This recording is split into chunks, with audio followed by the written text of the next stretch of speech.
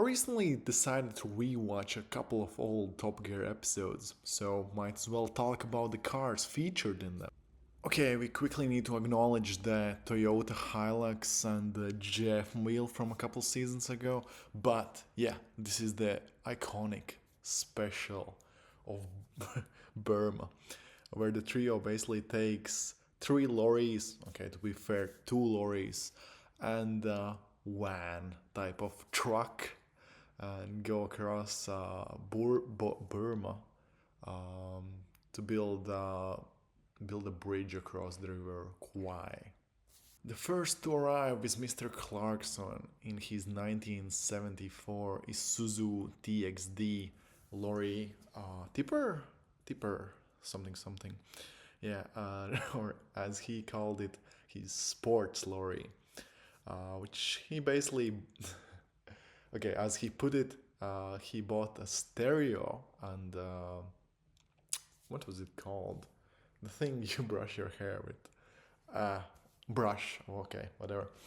But yeah, and for that price, he got a lorry for free, basically.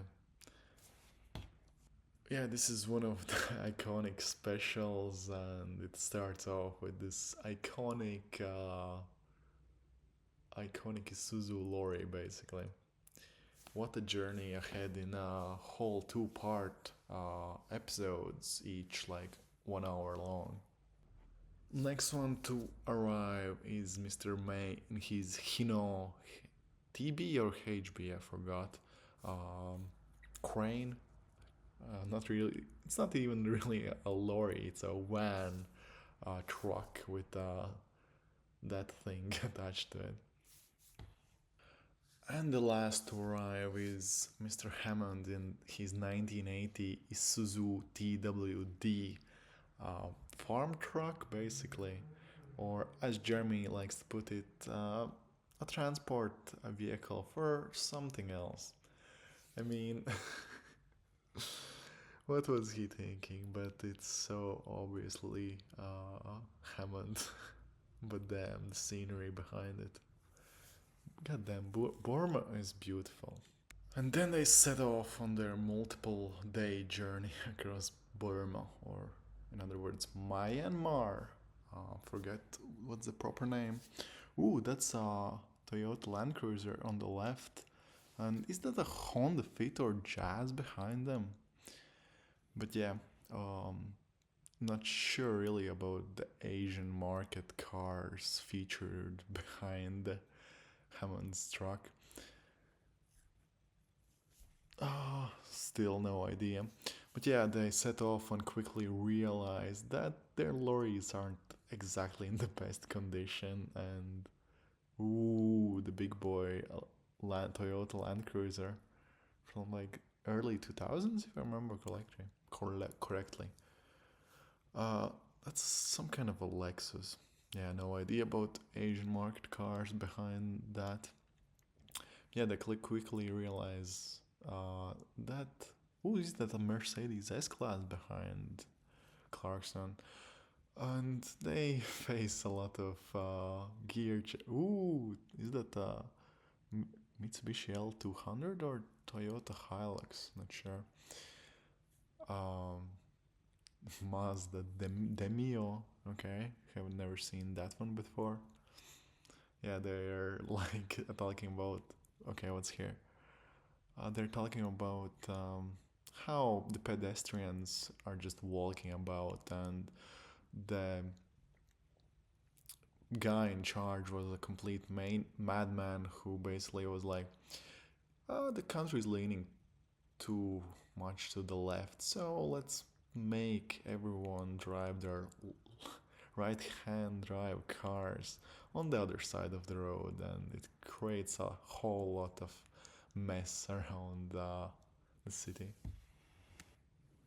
At this point in the journey, May was in charge of directions and accidentally led the trio uh, in a small alleyway where they smashed fruits and just annoyed locals and made them confused among running into other things on the way.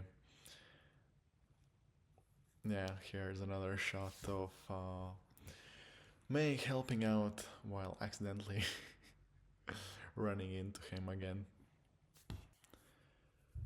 Here we can see an unusual car there, which is a red BMW 3 Series E90 generation. And is that a Mitsubishi Colt? And yeah, that dude on a bicycle probably carrying so many boxes. Yeah, interesting choices. Shortly after that, Jeremy was messing around with his gears and thought he put it in low range gears before accidentally doing this and got, oh, that's a series 1 or 2, the early 90s Land Rover Discovery. But yeah, he quickly realized that he's, as he would call it, lorry snapped in half, but it's obviously a tipper. They arrive at a World War II British soldier memorial where they spend a little bit of time talking about some of their stories and what happened to them basically. Having to deal with a lot, and I do mean a lot of crazy bus drivers basically, let's just call them. A bit more complaining from the trio about, not exactly the most comfiest of seats and the headlights not exactly working and other people on the road not being visible basically at all. And somehow they managed to drive like 12 hours in the whole of that. Yeah, but people driving there crazy. And then they finally arrived at their overnight stay, which looked something pretty much like this. A quick recap of what basically happened. They were driving 12 hours in kind of the wrong direction to not Thailand, to the river Kwai, but to Bangladesh, if I remember correctly. And basically, Jeremy trying to load up his lorry as much as possible to hopefully improve the ride, but accidentally messing with James's crane and then picking up a lot of bag of rice, as you can see, a stump, but then not being able to get up the hill and dumping it all on the road because James and Richard refused to go back. But then he did that and he's like, yep, the iconic smug face. Jeremy Shortcut wasn't really kind to James and he got stuck a little bit further on, and as the true trio usually does, they just left him behind to figure it out. Until a local man helped him out and pushed him through. While waiting for James, they stopped by on a mountain peak and just admired the beautiful view basically. Talking about Italy's God's racetrack, and Burma is basically God's garden. James's van had a bit of trouble with traction trying to get up some of the hills, so a friendly local with his Hyundai Roblex or something like that helped him up by pushing him.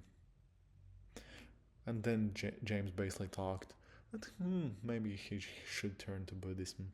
So they wouldn't have to sleep in dodgy hotels anymore. They came to a workshop to transfer their lorries into basically home on wheels.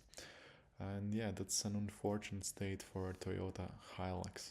And that's the Mazda Demio, I think. First to proudly show off his vehicle was James in his high visibility jacket, because yeah, in Burma is basically important to be seen.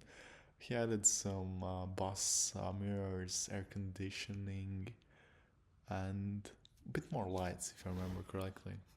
No idea what those trucks behind him are. Next up was Jeremy, who decided that it was a good idea to chop off the roof and make it a convertible. but basically painted the lorry in Shelby colors, which, to be fair, looks bloody amazing. Oh my god. White walls and everything, and smokestacks for his exhaust, which are even taller than the already too tall vehicle, with a couple of horns and full on. He actually did a relatively good job on the inside. Then they basically left the workshop. That's some kind of a Mitsubishi, I feel like. Pajero, probably. On the left, further down, a Yaris, and no idea about the rest of the vehicles. They set off to the newly made at the time Burma's capital city, which was basically a city into 2014 that built like lanes of road, but no one was there. So they played a bit of football with the local policeman and arranged a drag race. James was at first the fastest, then Jeremy's sports lorry picked up, and Richard was somewhere way behind. Then they arrived for their overnight location, and goddamn, that actually looks so good and actually so comfy. But the peace and serenity was ruined by the bellows of a wild animal called James, who snored all night. They had a little bit of a talk um, in the morning of where's James, and you're about to see him. Funny, yeah, indeed funny, but kind of fair to be fair. And yeah, then it basically they drive a bit more, and then it cuts to what they will be up to next week. Honestly, this is like a 9 out of 10 episode for me because something is still missing to be a 10 out of 10, but I remember watching this originally in 2014 when I was in high school and I loved it. And yeah, now it's amazing. I waited all episodes till the specials will finally arrived, and I finally arrived, and they're awesome. But yeah, in the first part, some things a bit missing, but love the spirit, love the comedy, love the all right, yeah. Um, the highlights basically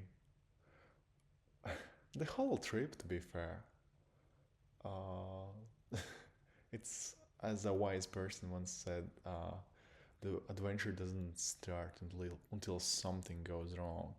And the first time when they got lost in that random side street that then they drove like 12 hours in the wrong way, then the little side roads to get back on track. It's just all part of the adventure, to be fair. So I would actually change my mind and say it's a 10 out of 10 episode because I realized it's actually that good. That's all. So yeah, see you around for part 2, and then basically season 22, which was the last Top Gear season with the trio.